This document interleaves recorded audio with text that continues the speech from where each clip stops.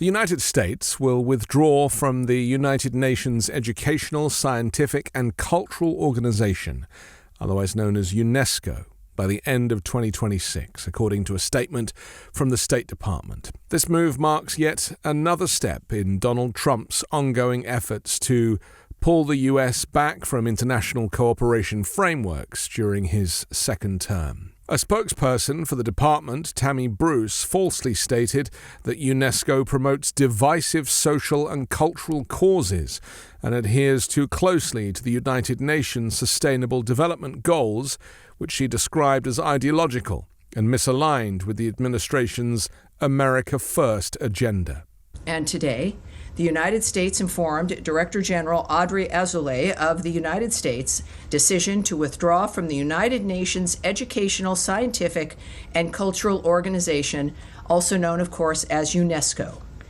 Continued involvement in UNESCO is not in the national interest of the United States. UNESCO works to advance divisive social and cultural causes and maintains an outsized focus on the UN's Sustainable Development Goals, a globalist ideological agenda for international development at odds with our America First foreign policy. UNESCO's decision to admit the, quote, State of Palestine, end quote, as a member state is highly problematic, contrary to U.S. policy, and contributed to the proliferation of anti-Israel rhetoric within the organization. Continued U.S. participation in international organizations will focus on advancing American interests with clarity and conviction. Based on President Trump's executive order, continued participation in international organizations is under review, and this is one result of that review, confirming the importance of making sure that all of what we do comports with the America First agenda. UNESCO, headquartered in Paris, was founded in the aftermath of World War II to foster peace through global collaboration in education, science, and culture. While US officials at the organization had reportedly anticipated the departure, the decision still represents a significant diplomatic setback. The US contributes about 8% of UNESCO's budget, less impactful than its financial role in other organizations like the World Health Organization, but still symbolically meaningful. Deputy White House spokesperson Anna Kelly said that the administration was acting on voter mandates.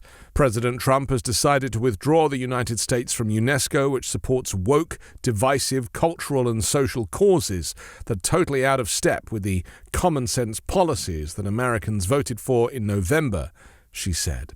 In February, the White House initiated a 90-day review of U.S. involvement with UNESCO, citing concerns about ongoing bias against Israel, institutional inefficiency, and what it called a lack of meaningful reform.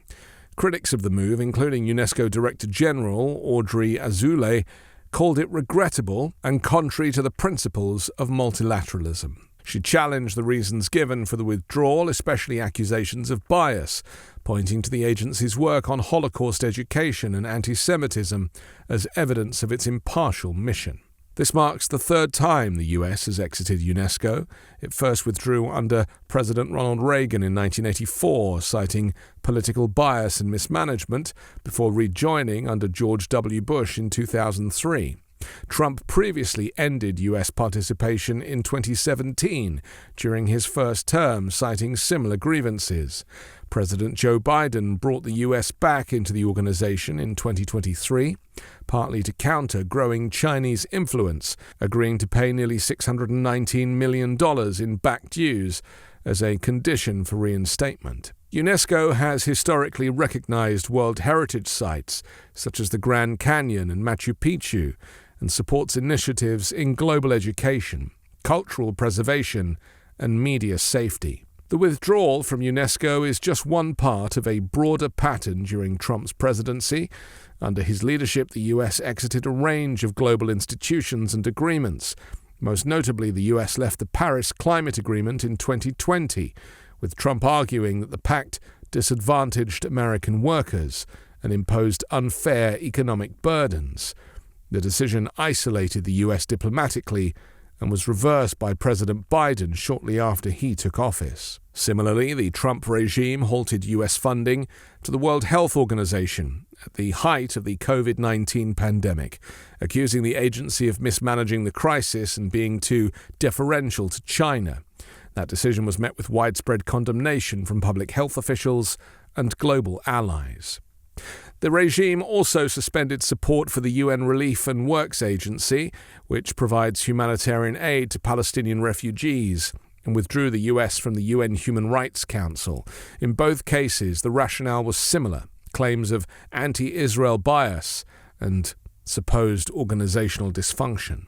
I just want to interrupt myself for a moment to ask you to support me and independent journalism by becoming an exclusive member of this YouTube channel to receive members-only content, early access to most of my videos, regular live-streamed Q&As with me, and much more. It costs just $3 a month for membership, which goes towards helping me grow the channel and create factual, accurate news commentary for those who need it the most.